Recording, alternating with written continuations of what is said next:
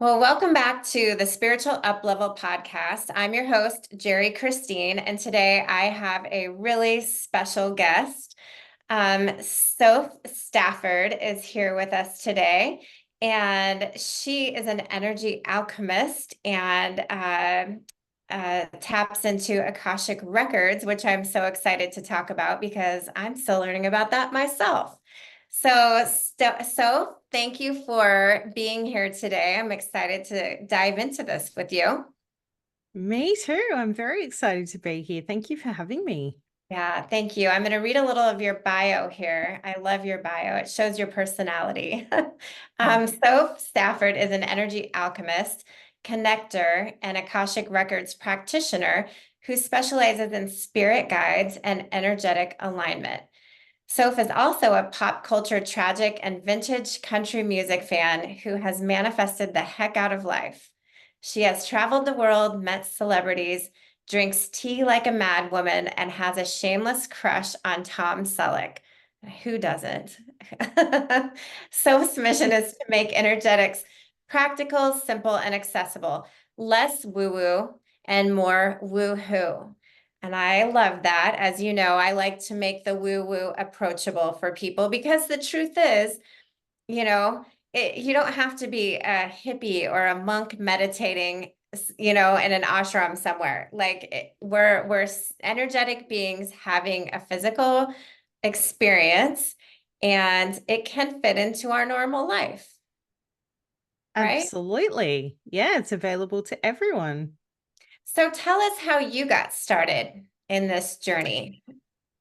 Yeah, well, look, I've been doing energy alchemy really for as long as I can remember, but doing it probably on the down low a little bit. I was quite guarded about who I would work with and how I would work. And it was usually because someone either knew that I was a little bit woo woo or had heard from someone else that I was a little bit woo woo, and they'd say, got this funny thing going on with me or with my house. And I go, oh, okay, no worries, and go in and do some work.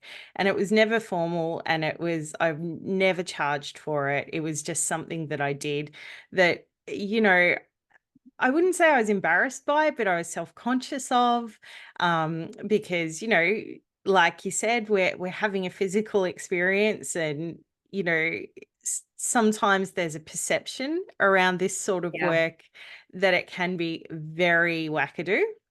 And I probably hold that perception myself in some ways. And so I wanted to keep that part of me quite small. And then last year, that changed because I got a literal kick up the butt from the universe. So I was just driving home, and a woman just drove into the back of my car, and it was quite a nasty car accident. But thankfully, we both walked away with pretty minimal physical damage. But for her, it was the first time she'd ever been in an accident. And it was really distressing for her. And she went into shock, and she just didn't know what to do. And so I just supported her through that. I just showed up with kindness, which is how I try to approach life in general, is with kindness. And so I helped her through that. And later on that night, she sent me a text message, and she said, I'm really sorry that we had an accident, and I wish we hadn't had an accident. But if I was going to have an accident with anyone, I'm glad it was with you because you were so kind. And I kind of went, Good that's a really nice compliment. compliment. Yeah. And I realized that what I'd been doing with her while she was in shock and while she was trying to figure out which way was up was I was doing some energy alignment with her and just getting her to come back down to level and back down into her body. And so it made me realize that I actually can try to hide that aspect of myself, but it just shows up anyway, and people can sense it, the people who want to sense it. And simultaneously, I'd been doing some space clearing work for a friend who was having some issues with a business that she'd bought. And she started, I'm going to say bullying. She was bullying me. She started saying, come on, you got to be doing this stuff properly. Like, just lean in and do it, lady. And I went, you know what? Okay. Yeah. cool, let's give this a go. And 12 months later, I have zero regrets about doing that. That's awesome. We actually talk about that a lot on this podcast, where when God gives you a nudge, you should do it, or things don't usually go that great. And sometimes you do get a swift kick up the butt to push you Yeah, to it. Yeah, I mean, you sound a lot like me. You sound a little stubborn when it comes to moving forward. maybe a little, Yeah, just a little bit. tiny bit. But I can relate to that. I too came from, kind of a corporate background. We own several businesses when this started. Also, my whole life, this was around. I had so many questions. I remember choosing my life, and so it was always following me, the curiosity, and eventually it just has to come out. But it does, like there is a perception. And that's one of the reasons I started this podcast, was to introduce people to normal people who are just maybe tapping in different ways and experiencing the spiritual at the same time as the physical. Because I think you And I said, think that's key. yeah. Yeah. Well, you said, um, you know, it's always there. It's always there. You can just push it down, or you can bring it out and, experience it. And life seems to go better that way. Totally agree. And I think we're in charge of the volume, right? We can turn the volume up and down. We don't have to turn it on to blast. So we don't have to be up at 5 o'clock in the morning, saluting the sun, doing an hour of yoga and meditation, and then, a crystal ceremony and whatever else. We don't have to live in that way to be connected to our own energetics. We can. And of course, if you want to, cool, do it. But it doesn't have to be that. It can be so much more simple and practical and fit into your life. You don't have to disrupt your life to tap into that side of yourself. That's awesome. Well said. And I like that about how you work. We were talking about this a little off camera, and I want you to talk about, so energy alchemy. What is it? What does it mean? And how do you do it?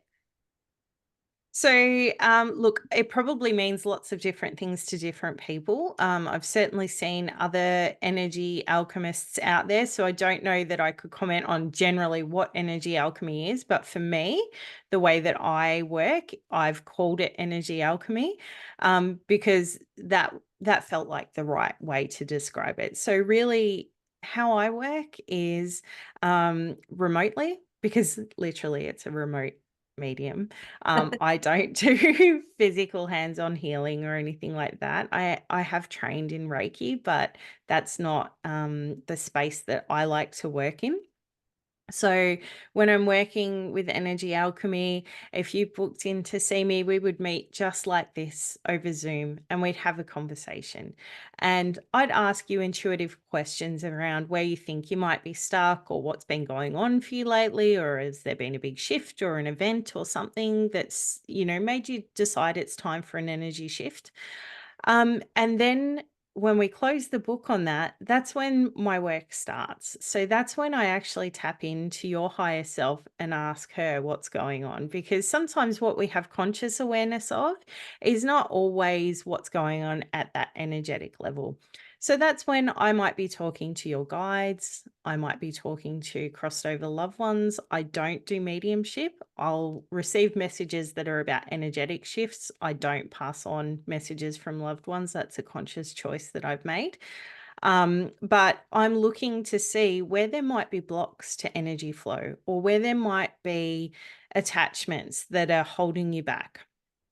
And so I shift through those very gently over time. So I might spend 2 weeks having conversations with your higher self so that the shifts can be done at a pace that works for you, that doesn't create healing shock or send you into crisis. It's not a big, powerful, all in one shift, one and done. I keep tapping in gently to find out what's going on. And then once I can see that you're clear and that things are balanced again, then we have another session where I come back and I say to you, okay, this is what I found. Here's your report. And here are the things that you can do intentionally to keep your energy balanced. Mm. So I find that that's just a really nice, well-rounded way to work. And each session is unique and different because each person is unique and different. So, for some people, I might be focusing on aura repair. For other people, I might be, removing attachments that are draining their energy. So it really depends on what's going on for you. Okay. What are some things that people come to you for? So often people come to me and they don't quite know why. Mm. They can't quite put their finger on it. They know it's something. They know that, something's off and they can sense it, but they don't necessarily have that conscious awareness over it. So I've had clients come to me and say, "Oh, my dog just won't stop barking and it's distressed all the time and I'm getting anxious about it and we're feeding off each other and can you fix the dog?" And yeah, absolutely. I can work with your pet for sure. But usually your pet is just upholding the energy that you're asking it to. And so we're kind of working with two energies then.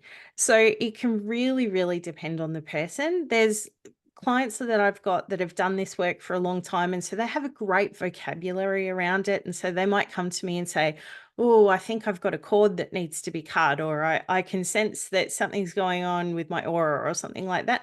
Other people go, "Oh, I just don't feel good and I don't know why. And it's nothing physical and it's not my mental health. I just don't feel sparkly today." And it doesn't really matter whether you can self-diagnose the problem or you just go, "I don't know, can you fix it?" I'll go in and talk to your higher self, and your higher self always knows what's going on. That's awesome. And I like that you said too that you come back with practical steps that your client can use in order to stay level, in order to stay in that space. So talk to me about that. Is that like an equal part of what's going on for going forward? Yeah, absolutely. Because as we know, intention is everything. So our mindset and how we approach things affects our outcomes. So we're always in control of our own experience, even when it doesn't feel like it. Mm. So setting some intention around positive shifts is actually the key to maintaining the shifts because I could come in like a little fairy godmother and go and do some woo woo stuff, but it's not going to hold if you aren't working with that process. So it's really a team effort. I'm just there to help coach and guide and shift. You then have to uphold. So a great example of that is I had a woman come to me and she was just really burnt out. She was tired, everything was overwhelming. She just couldn't get herself unstuck. And one of the things that she said to me is, "And I don't know how to do self-care." I said, "Really? Is that true or untrue?" And she goes, "It's true. I don't know how to do self care." And I said, "Well, tell me what self care is." And she listed off, going to the gym or going to the spa or, going for long walks, those sorts of things, all those things that we are told that's what self care looks like. And actually, all she needed to do was make herself cups of tea with intention. So as she was boiling the kettle, I'm doing this as an act of self care. This cup of tea is going to be really soothing and nourishing for me. Pouring the water, letting it brew, popping in the milk, and just giving her mug a little hug as she's sipping it. Now, she drinks tea every day. She just didn't realize it was an act of self care for herself. So, as soon as she changed that mindset and that energy that she was putting into it, suddenly a daily activity becomes more nourishing and becomes more balancing because the intention behind it has shifted.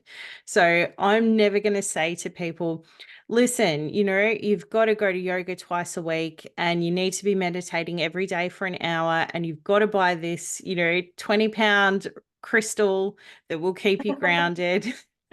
You don't need to do that. You can, of course you can, and there's nothing wrong with doing that, but you certainly don't need to. There's different ways that you can look after yourself with intention.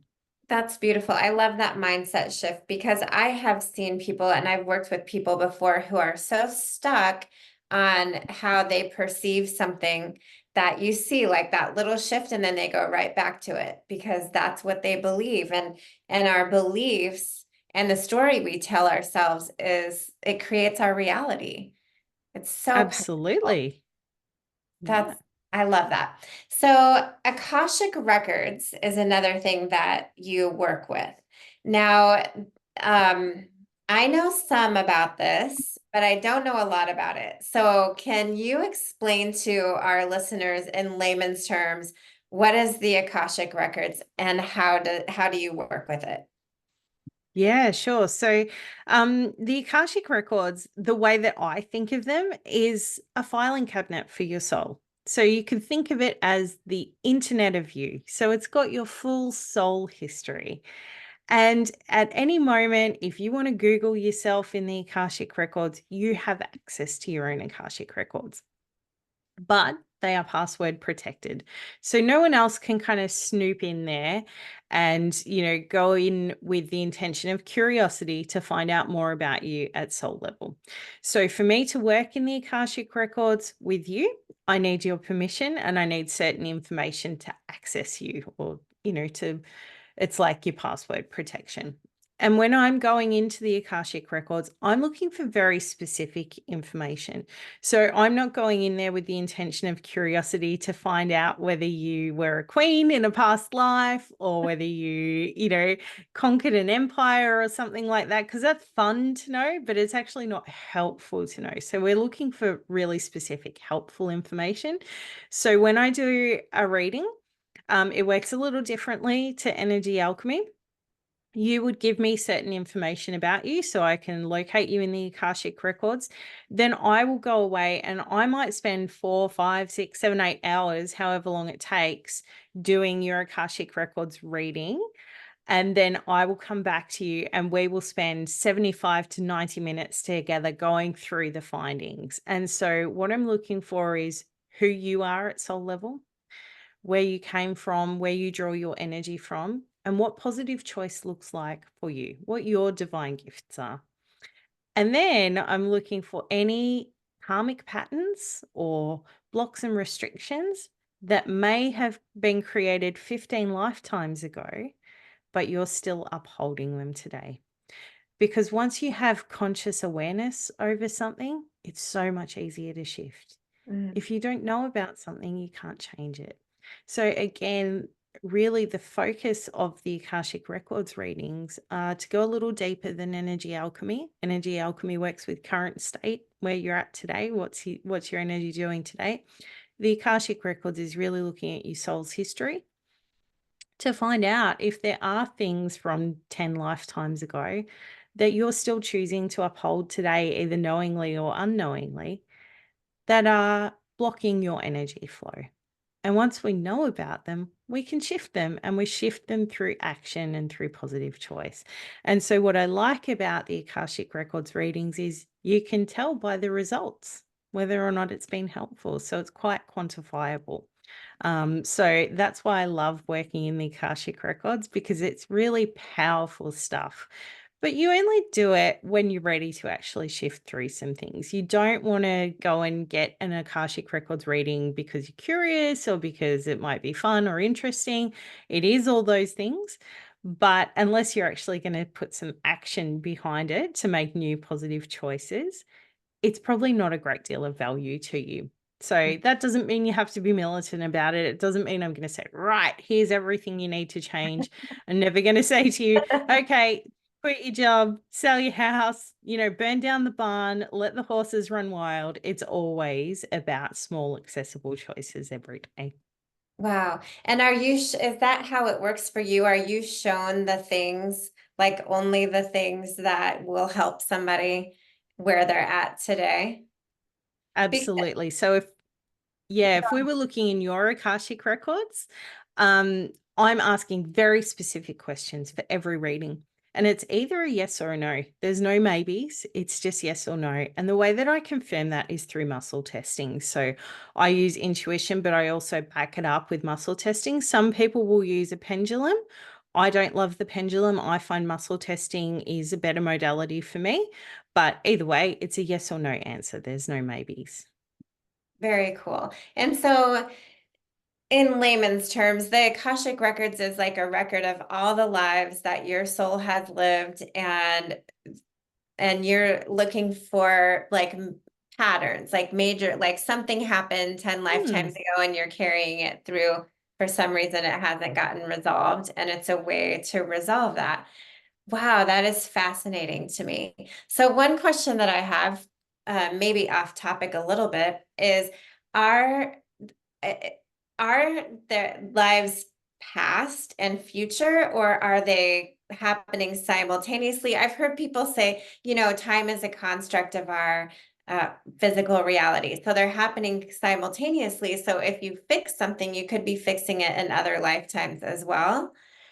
Yeah, absolutely. So the Akashic Records doesn't have time and it doesn't have words. It's an energetic. And Mm, so um, when we talk about how we experience life, we've got our physical body, which is the third dimensional aspect of ourselves.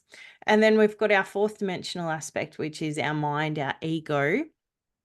And then anything above that, fifth dimension and above, is energetics because we can't see it and we can't touch it and we can't experience it unless we're choosing to. And so that's where the Akashic records sit. So I'm going in at that fifth dimensional level and having a look at that internet of you. And because it's not a physical thing and because it's not an ego based thing, the reading is yes or no so that we can put it into words because the Akashic records don't experience words and they don't experience time. They just experience choice and energy flow. And so that's really the purpose of doing that. And yes, absolutely, making a shift in the here and now impacts your soul that's experiencing lifetimes at any point. wow. So you said choices. Are there good choices and bad choices, or are there just choices and we have lessons from them?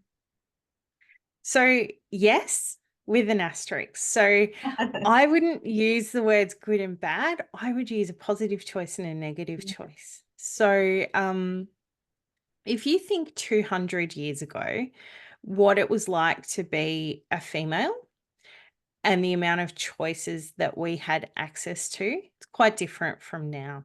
Mhm. So, perhaps we had no choice around our marriage. We certainly wouldn't have had career choices. We wouldn't have had financial choices. We wouldn't have had the sort of freedom and autonomy that people now experience.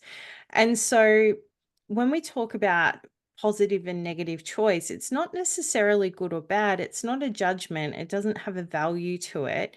It's just whether it's going to connect you to source energy or disconnect you from source energy. So, a great example is um, what I see come up very, very often in the Akashic records is people who've been in cults.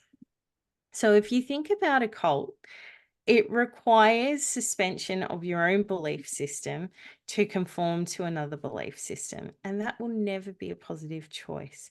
You're not necessarily doing anything bad or anything wrong by joining that organization, but you're probably not making a positive choice for your soul. And so it'll restrict energy flow. And so, quite often, when I'm looking in the Akashic records and I see a cult come up, I know that there will still be some stuff.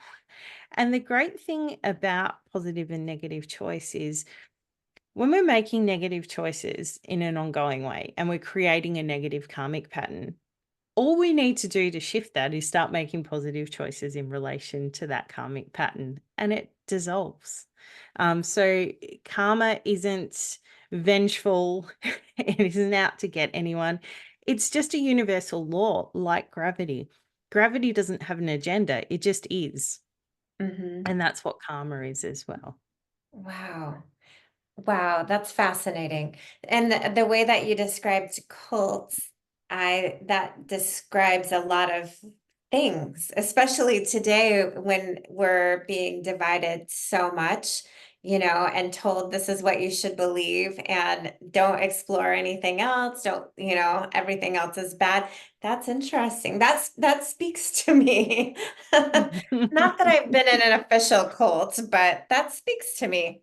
Um, Yeah. so, and I imagine it does a lot of people too, right? Yeah. Interesting. I kind of started this journey because I believe my soul was saying there's more. Like you have these questions, you can get them answered. Like you can explore this. Don't be afraid, you know. So hopefully that was a positive choice bringing me closer to source energy. I love the way that you said that. Wow. So, who shows you this information? Is this a person's higher self? Is this spirit guides, angels? Who are we working with here? So when I'm doing energy alchemy, I'm very much working with the higher self. I'm very much saying, hey, Jeri, higher self, tell me what you need. Tell me what's going on for you. And we have a kind of, I guess, a dialogue. For me, it's a visual dialogue um, most of the time. But then when I have spirit guides coming in, or my woohoo crew, I call them, I've got a team. You could think of them as my boardroom. So I have employed at an energetic level a group of really wise grandmas, because I seem to really connect with the grandma energy. And so they come in and they help me to work with your higher self or with your spirit guides, or whoever's there on that spiritual plane that might need to be part of the conversation to help you shift things. What I won't ever do is work with someone else's higher self as part of your reading. So for me, ethics is incredibly important in this work, because I think you can do a lot of harm if you're not behaving ethically. And so if you came to me and you said, listen, I just broke up with my boyfriend, but I know we're meant to be together and I know he really wants me back. So can you just tap into his higher self and just help him see that? Uh, No, yeah. we don't work that way. So that's sort of how I work when I'm doing energy alchemy. Is I'm very much working with the guides and the woo woo crew and the higher self. When I'm working in the Akashic Records, it's not working specifically with another being. It's literally Googling you in your soul's filing cabinet. Wow. Yeah, it's cool The internet stuff. of Jerry. Like, I can only Exactly, imagine. exactly. That's a really cool way to think about that. So with since you do tap into guides and people's woo, I guess we probably all have a woohoo crew, right? Yeah, for So sure. how many guides does somebody have? How many people around us or beings around us do we have? And can we work with them on a daily basis? Is there Yeah, good, like, is there things that can come out of that that are beneficial? absolutely. So, in terms of beings that are around us, we have our spirit guides that, by the way, we hire. So that's something that people often don't know. We hire our guides. So they come to work for us, and they come to work for us because they want to experience karma in a different way. So they may have already incarnated as human and they've had the human experience and they understand how karma works in a physical sense. They want to experience it in a different way. So they come and work with us. What people don't know is sometimes we can hire in a guide for a specific job. So think of them as like a general contractor.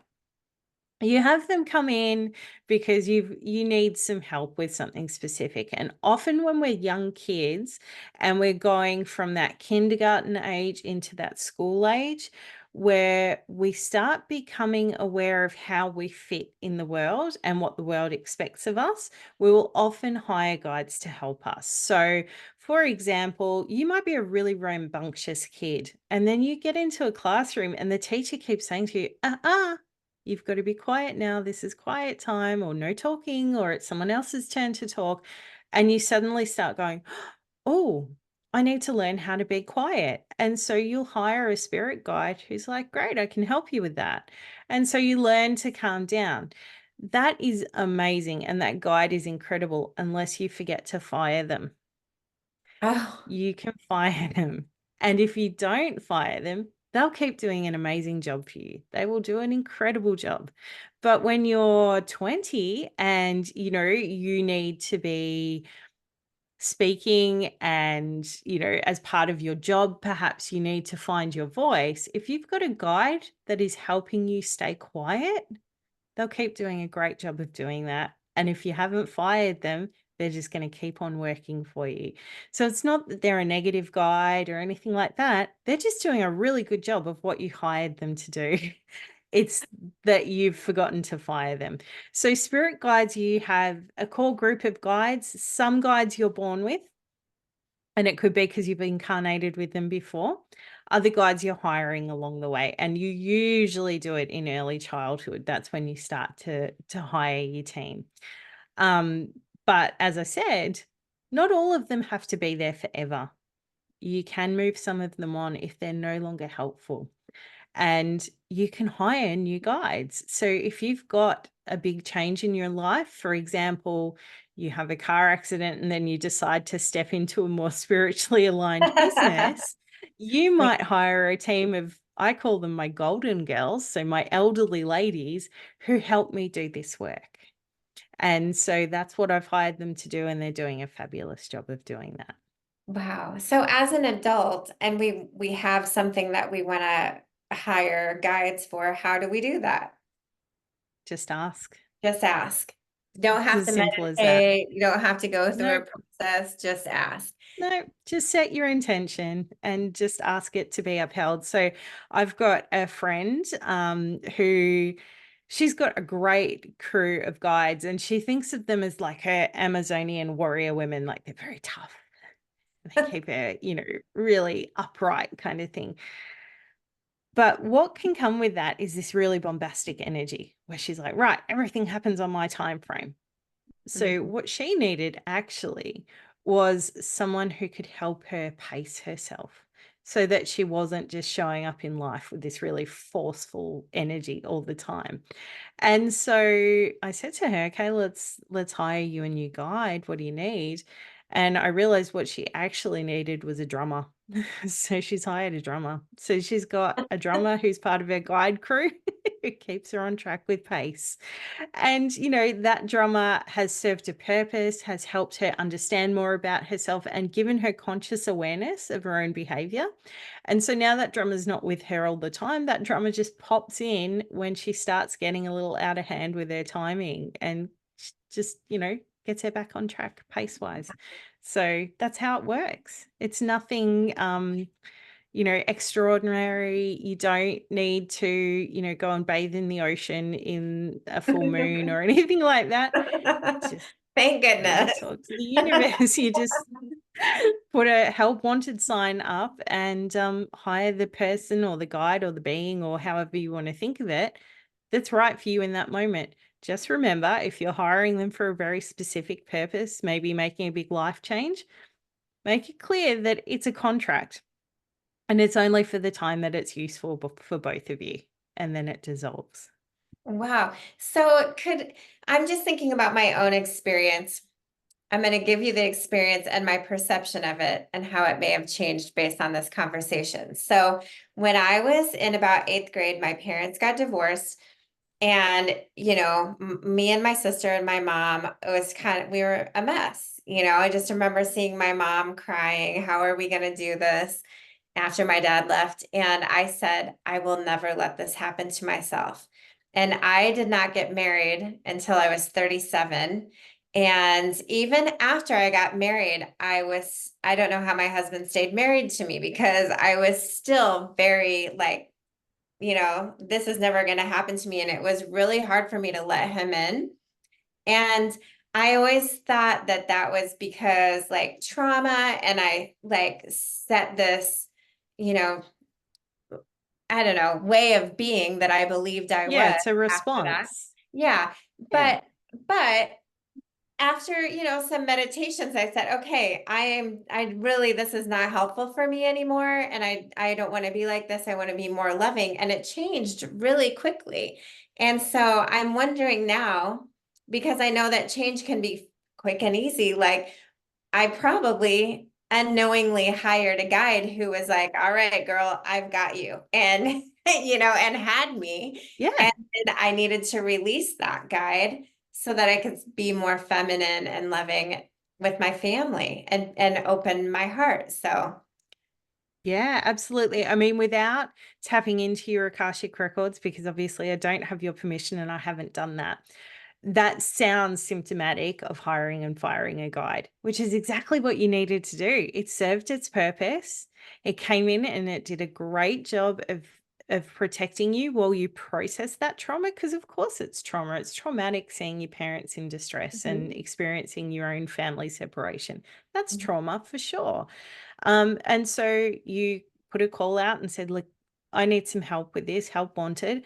You got a guide that came in and helped you through that. And then in the moment when you chose to, you went, okay, thanks for your time. Here's your gold watch. You can retire now.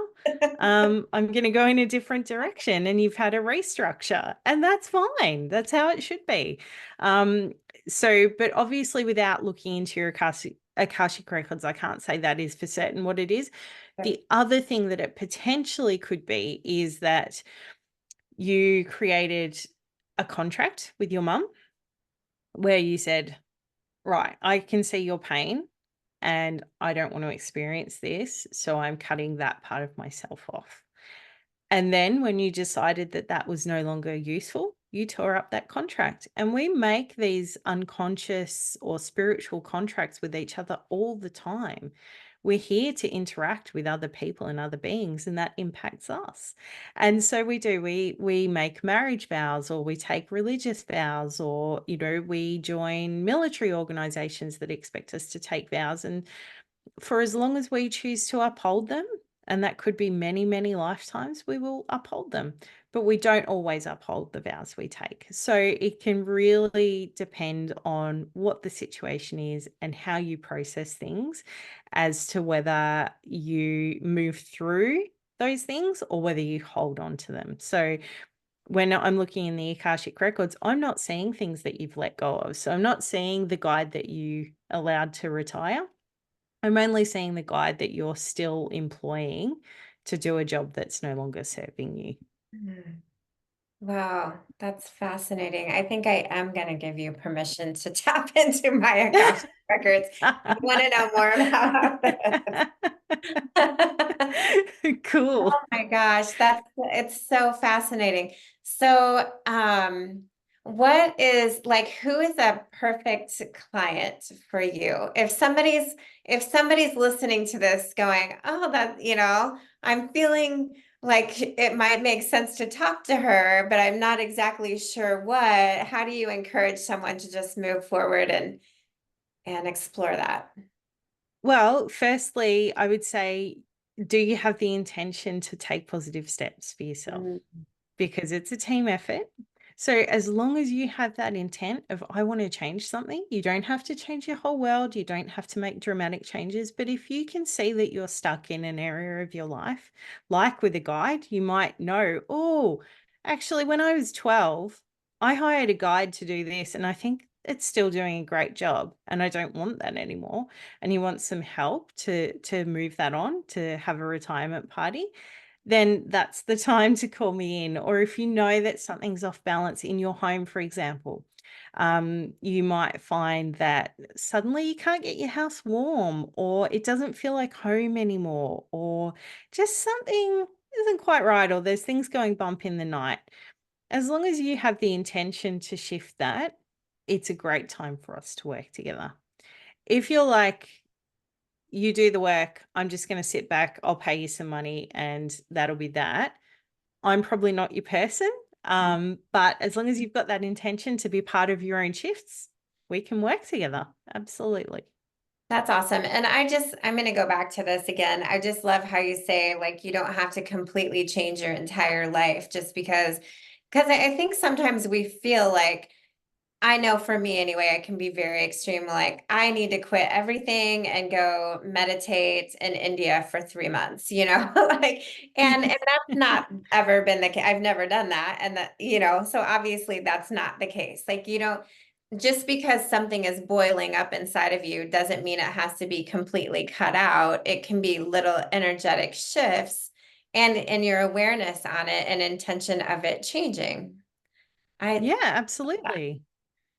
And I think that's where the power is, because if you're getting that feeling of, I need to go and meditate in India for 3 months, there's a message coming through from your subconscious, from your higher self, from your guides, whoever. Doesn't really matter where it's coming from. It's a loud volume message that's saying to you, something has to change.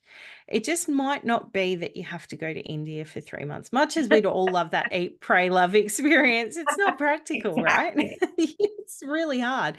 So it might just be that you need an energy shift. And suddenly that feeling of wanting to go to India for 3 months might actually dissipate because you've listened to your higher self. Yeah. So it could be as simple as just needing to change a relationship dynamic, or it might be, okay, I am not going to have this conversation with myself again where I'm driving to work and I'm saying, I hate my boss, I hate my job, I hate. It might just be as simple as changing your intention when you're driving to work. But sometimes you can't see the label when you're inside the jar. So Mm. the reason that you work with someone else is because they can read the label for you. You can't see it. You're too close to the problem. And, I certainly work with other healers and other, spiritual sages, and I bounce my stuff off other people because I can't see my own label. I may be a little bit more in tune because I work with guides and because I do this work, but I'm still a human. And so I still need help and support around things in the same way that I probably wouldn't try and fix my own blocked up sink. I would get in a contractor to do that. Um, Knowing when to call in an expert is just a really good life skill in any area. So true. So true. So how can people reach you? How can they contact you? Yeah, so I work mainly off referral, but I've got Instagram page and I've also got my Facebook page. So I'm very happy for people to DM me there. Um, I've just started the Instagram page, so it's really new, but I'm already finding that people are finding me on there. I'm not a great marketer, so I think I probably need to hire a guide to help me get myself out there a little bit more. But yeah, you can absolutely find me on Facebook at Soph Stafford Energy Alchemist, or Instagram, Soph Stafford Energy Alchemist. And then later on in the year, there'll be a website launching. But if people have questions and they're not really sure, I'm very happy to set up a 10-minute chat like this where I can answer any questions and you can decide if it feels right for you or not. That's awesome. So before I let you go, I have two questions that I ask all of my guests. What is one book that you recommend that our listeners read? Oh, okay. So this one's going to be random, but The Tao, according to Willie Nelson. That man is wise. He knows some stuff. He's really cool and he's really funny. He loves a good dirty limerick.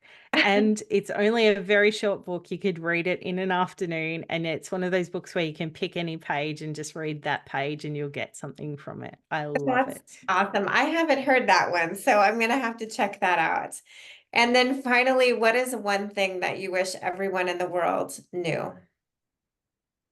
That everyone can access spirituality. So if you are feeling like it's gate kept and that you have to have, you know, invitation, or you have to go and learn this course or do this meditation, or whatever, if you think that it's not available to you because you're not woo enough, it's not true. It's available to all of us in any moment. So just sit down and have a conversation with your guides and you might find they start showing up a little bit more for you. That's awesome. I found that the best healers and people in this space do always refer back to our own individual connection. It's not gate kept. It's possible for everybody. So thank you for sharing that. To our audience, I just want to say, listen to Soph and sit down and tap in because it is possible and you might be pleasantly surprised what you discover. Thank you so much for Absolutely. this interview today. I have really appreciated getting to know you. My pleasure, and likewise. Thank you. Bye-bye.